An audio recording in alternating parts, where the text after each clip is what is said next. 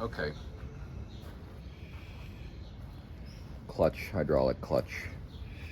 For those who watched my videos and you saw me comment about a seal that wasn't present, I'm an idiot. It was present. That was the dust boot, and I need to take this apart and get that corrected. The other thing, so I went for the first ride on this, and clutch worked for about a mile, and then the clutch would not engage. I still felt like I had a clutch. It was still compressing hydraulic fluid, but the clutch plates were clearly still separated in the transmission, and I was getting no power transfer to the rear wheel. So it happened right as I got back to my house, so I just sort of parked it and didn't think about it. And then I did a few more things, got some more work done, and went on the first sort of real maiden voyage. I got about 4 miles from my house, and the same thing happened. I felt like I had clutch, but the wheels were no longer engaged. The clutch was no longer engaged. As I was getting there, about halfway there, it started to feel like the clutch was slipping. So I would rev the engine with throttle, and I wouldn't get commensurate power transfer to the wheels. So I ended up getting stuck on the side of the road with no clutch. It feels like I have clutch. The hydraulics are compressing. I can feel that, but it is not engaging the clutch to the transmission. So what I did to get running again was to just simply bleed the clutch, or crack open the clutch. I had a socket with me, and down, I'll pan down for you, I just pulled off the cover, and right down here underneath the alternator is the bleeder for the clutch, and I just put a socket on it, cracked it open. Fluid came out under pressure, very high pressure, without me touching the clutch lever. And then I had a clutch again. So this is clearly a problem. I imagine I have a clutch now if I wanted to do it. And I could ride for a few miles, and then it would do the same thing. So what we are going to do is a couple of things. We are going to take the master off again and fix that dust boot correctly. I'll show you that on the bench. All right, back up on the bench. The master cylinder banjo bolt. What I screwed up, and I'm sure some of you saw it, is this dust boot. I said there's a seal missing. It wasn't. The old dust boot was torn to pieces, and I've assembled this wrong. So we're going to crack this lock nut open. We're going to take the handle off. We're going to pull it out. I'm also going to go ahead and pull the circlip and pull it open again and see how it looks. I think it's okay, but we're going to see. Then I have this dust boot, which just presses in there. That, and this is what I did wrong. So I put it over the top, but that's wrong. That is where this part of the dust boot goes there. I did that wrong. I need to pull this out. I said this was a torn seal. I was totally wrong. For those who knew what they were knew I was wrong, knew it. This boot goes over that, and then the small aperture of this boot goes into that groove. What I was saying was a seal was the top of this dust boot, and then that's the inside of it and the outside of it, and that's the way it goes. So it operates like that. It seals the dust out like a dust boot should. It doesn't go over the top. I was an idiot, didn't know what I was doing. This, which I called a seal, was that top ring of the dust boot, and it was torn and is torn, but it was not a seal. Well, I guess it was a dust seal. Now inside we have the circlip, right? And we're probably going to take that open, because what I've read, as my clutch wasn't working well and I was having these clutch problems, is I read that some people saying that Honda has a very tiny return hole that allows the fluid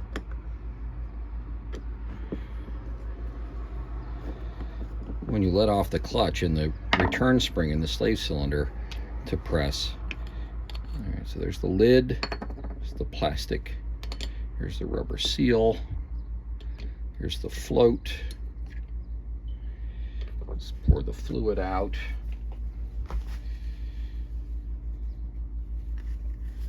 Otherwise, this is nice and clean, right? Now, what I read, different people comment on, is that Honda has a return hole. And some people said, well, it's along here. Well, there's no hole, nothing, right? There's no return hole. If this is the cylinder location right here, you press on the cylinder here, it depresses this way, and the fluid comes out the banjo bolt.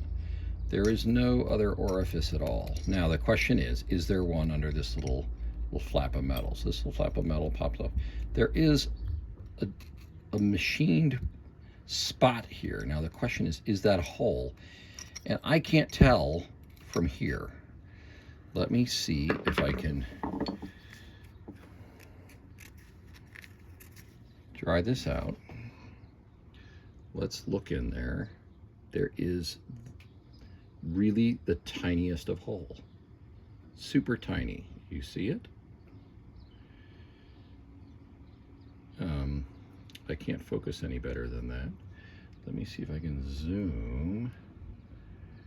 All right, you're going to swing around for a second. That is the tightest I can zoom.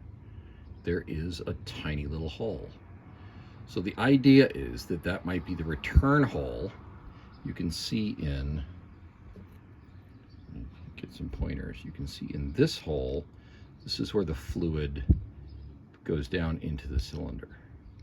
But in here is a tiny little hole, and the idea is when you let off, the fluid will come out of this tiny hole into the reservoir. And that I may not have gotten clean enough. So what we're going to do is we're going to take this circlip out, take the piston back out, and check these again and make sure they're clear, and maybe run a little wire through that hole. So let's get on that.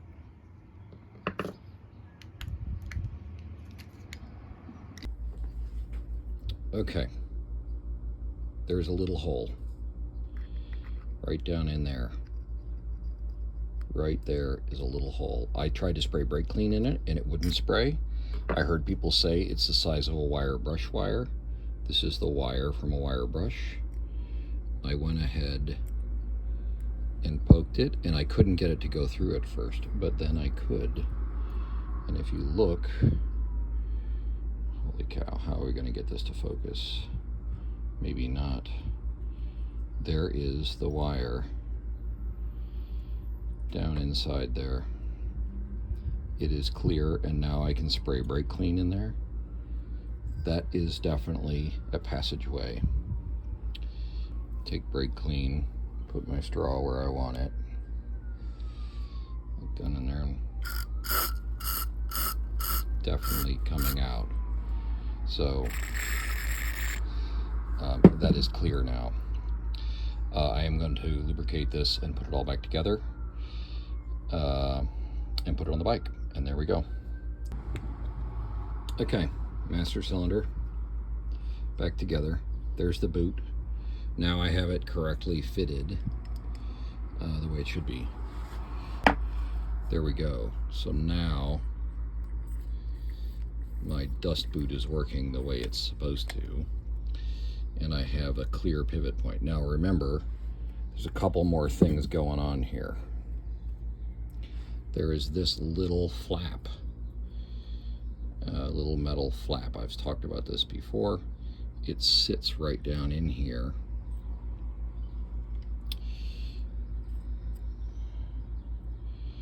Has three little ears that sort of friction fit into that opening.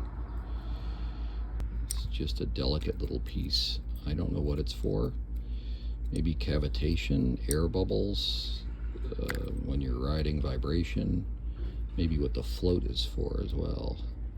Anyway, it sits right there. That's it. Then on top you get your float. On top of that you get your seal. You get your cap. You get your lid. and you get 2 screws. But I feel comfortable now that I have it together. It's clean, I have the dust boot right, that hole is clear.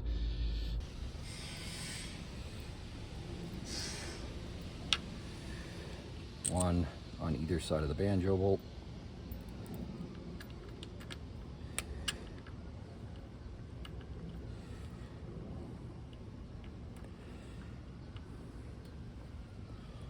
Let's get a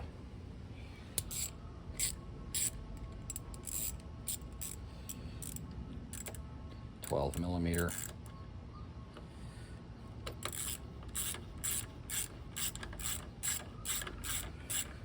Now, we're going to get that just not even snug.